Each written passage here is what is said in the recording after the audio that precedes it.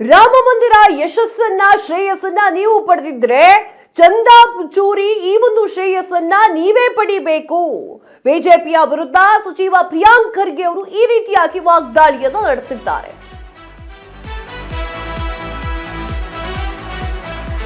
ರಾಮ ಮಂದಿರದ ಶ್ರೇಯಸ್ಸನ್ನ ನೀವು ಪಡೆದಿದ್ದರೆ ಚಂದಾ ಚೋರಿ ಈ ಒಂದು ಯಶಸ್ಸನ್ನು ಕೂಡ ನೀವೇ ಪಡಿಬೇಕು. ಬಿಜೆಪಿ ವಿರುದ್ಧ ಪ್ರಿಯಾಂಕ್ ಖರ್ಗೆ ಅವರು ವಾಗ್ದಾಳಿಯನ್ನು ನಡೆಸ್ತಾರೆ. ಬಿಜೆಪಿಯವರು ಎಲ್ಲವನ್ನೂ ಕೂಡ ಕ್ರೆಡಿಟ್ ತೆಗೆದುಕೊಳ್ತಾ ಇರ್ತಾರೆ. ರಾಮ ಮಂದಿರದ ಲೂಟಿಯ ಕ್ರೆಡಿಟ್ ಅನ್ನು ಕೂಡ ಅವರೇ ಪಡ್ಕೊಳ್ಳಬೇಕು.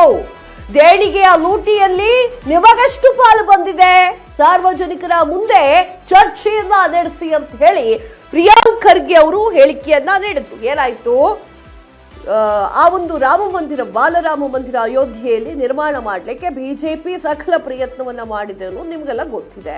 2024ರ ಚುನಾವಣೆಯ ಹಿಂದೆಯೇ ಈ ಒಂದು ರಾಮ ಮಂದಿರವನ್ನು ಉದ್ಘಾಟನೆ ಮಾಡಲಾಗುತ್ತೆ. ಇದಕ್ಕೆ ಸಂಬಂಧಪಟ್ಟಂತೆ ಸಾಕಷ್ಟು ಜನ ವಿರೋಧವನ್ನ ವ್ಯಕ್ತಪಡಿಸ್ತಾರೆ. ಅದು ಯಾವುದಕ್ಕೂ ಕೂಡ ಬಗ್ಗಿದೆ. ರಾಮ ಮಂದಿರವನ್ನ ಉದ್ಘಾಟನೆ ಮಾಡ್ತಾರೆ.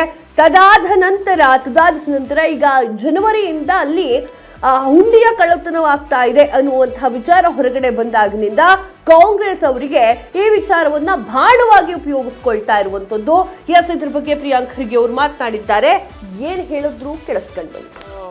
ಸೋಷಿಯಲ್ ಮೀಡಿಯಾನಲ್ಲಿ ಬಿಡೋದಲ್ಲ, ಏನಾಗಿದೆ, ಹೇಗಾಗಿದೆ, ನಿಮಗೆ ಎಷ್ಟು ಪಾಲ್ ಬಂದಿದೆ, ಬೇರೆಯವರಿಗೆ ಎಷ್ಟು ಕೊಟ್ಟಿದ್ದೀರಾ, ಭಕ್ತಾದಿಗಳಿಗೇನು ನೋವಾಗಿದೆ ಅದನ್ನ ಹೇಗೆ ನಿವಾರಣೆ ಮಾಡ್ತೀರಾ ಹೇಳ್ಬೇಕಲ್ಲ.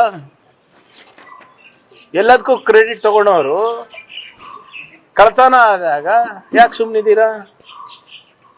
ಅವರು ಏನಾದರೂ ಮಾಡ್ಕೊಳ್ಳಿ resolution, that is none of my business. ಅವ್ರು ಖಾಸಗಿಯಾಗಿ ಮಾಡ್ಕೊತಾ ಇದ್ದಾರೆ, ನನ್ ಆಫ್ ಮೈ ಬಿಸ್ನೆಸ್.